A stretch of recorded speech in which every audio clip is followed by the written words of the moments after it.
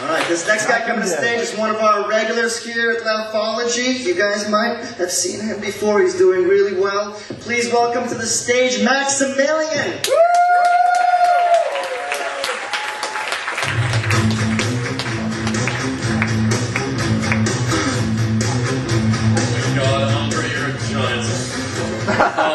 Yeah, no, I'm short as shit, and it kind of sucks.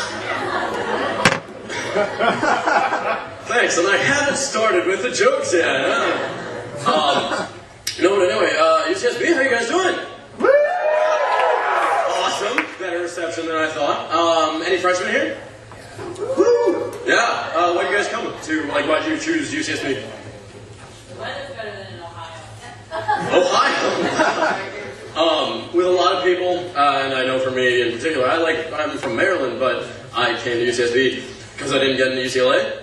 And we can see, yes, we're not UCLA, you know. We're not UCLA, but you'll see lots of AIDS. No, seriously, like, if you haven't been an IV yet, it's like a wildlife reserve for people with STDs. Like, the nation's just keeping us all here. Gather us up in one place, so maybe we'll survive. I don't even know. But if there's a zombie holocaust, we'll probably survive. We know this shit now. But anyway, okay, so I'm going to be honest with you guys. Apparently, I deserve to die. Okay, cool. At least you're not laughing. Yeah, at the beginning of the summer, I got a death threat, which is kind of cool because, I mean, I think I'm moving up in the comedy industry. They're like, cool, you got a death threat. Awesome, check that one off the list. Yeah, this guy, I was doing this show, and the whole thing, it's not because I'm a bad guy, it's not because I'm an asshole, but I am. It's because I'm an atheist. And a lot of people don't trust atheists, and that's why this devout Christian who was watching the show got up and left.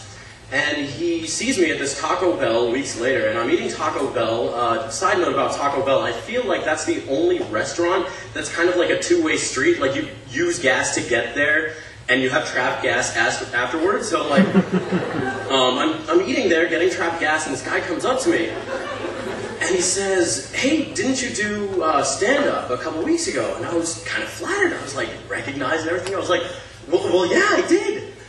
And then he shot me down. He was like, you know, I just want to say that I'm a devout Christian, and I walked out of your show, and God told me that if you don't stop turning people from Him, He will kill you.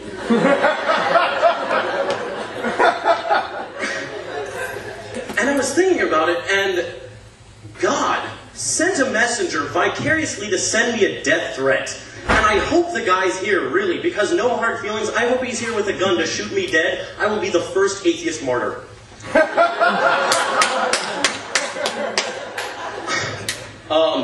And I'd be a superhero, because that's where this is going. No, superheroes, I found one recently that is my personal favorite. He's a DC hero, he's not Batman, it's not Superman. Captain Vicarious.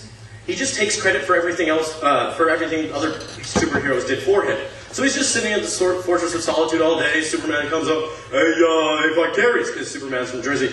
Hey, Vicarious, I see you, what you been doing all day? Oh, well, let me tell you, Superman, it was epic.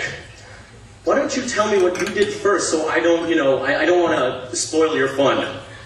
Oh, well, I saved the world, Lex Luthor had this doomsday device, I totally shut that shit down. So, same here. I totally did that shit. Like, I was there, Lex Luthor, it was awesome. Small world that needs saving all the time. And so, Captain Vicarious' superpower is, to live vicariously through others. And I've come up with a perfect superpower just in general. This is what I really, really want. And everybody, when you're young, you want superpowers. You see, like, Spider-Man, you're like, oh, I wish I could shoot webs out of my hand. Or you see, like, Superman, you're like, oh, I want to fly. I don't want to fly, I don't want X-ray vision. All I want, best superpower ever, be able to fart on command. It would be amazing. And thanks science for it, because in a couple of years, this will probably hit the market. A drug that, do you have trouble with awkward silences? Do you hate it when your girlfriend comes up to you and says, does this dress make me look fat? Having trouble with the trapped gas you got from Taco Bell? We have a product for you from the cracked out makers of ShamWow. Artsy fartsy. Learn the ancient art of being able to fart on command. And so, stupid, I know. But I really want this power, like, so many times. So let me tell you, I have this girlfriend, and I love her to death, but do you ever get to that point in the relationship when you kind of take a step back and you realize, what the fuck am I doing here? Like shit's changed since we first started going out. And I got to that point, and like I said, I love her to death, but I recently found out she's a bitch. And don't get me wrong, like, this is not her fault. I take full responsibility because I'm an asshole and I feel like I rubbed off on her. Not in that way. No, I feel like my assholishness has corrupted her. And so we're driving through IV, and this is a true story. We're driving through, and we come up to this stop sign, and we're on a Thursday night, there are these two girls heading out to a party because it's IV. And they're wearing dresses that maybe were a little too tight for their chunkiness. And my girlfriend turns to me, I swear to God, I swear to science, turns to me and says, "Look, whores." And I was like, "What?" And she said, "Yeah, that bitch is about to start a fire." And this time I was like, "What?" Because I didn't fucking get it. I was like, if she starts a fire, these mountains light up like the blazes. Like, that's bad. And she was like, "No, her thunder thighs rubbing together." Anyway, that's all the time that I got. So take it easy. Have a good night, you guys.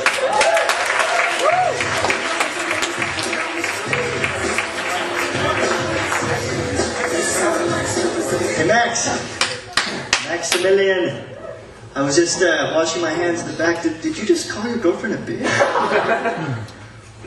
Wow, dude. We can think it, we can't say it. I would never dare. My girlfriend would beat me up. What did you call me? Abusive relationship.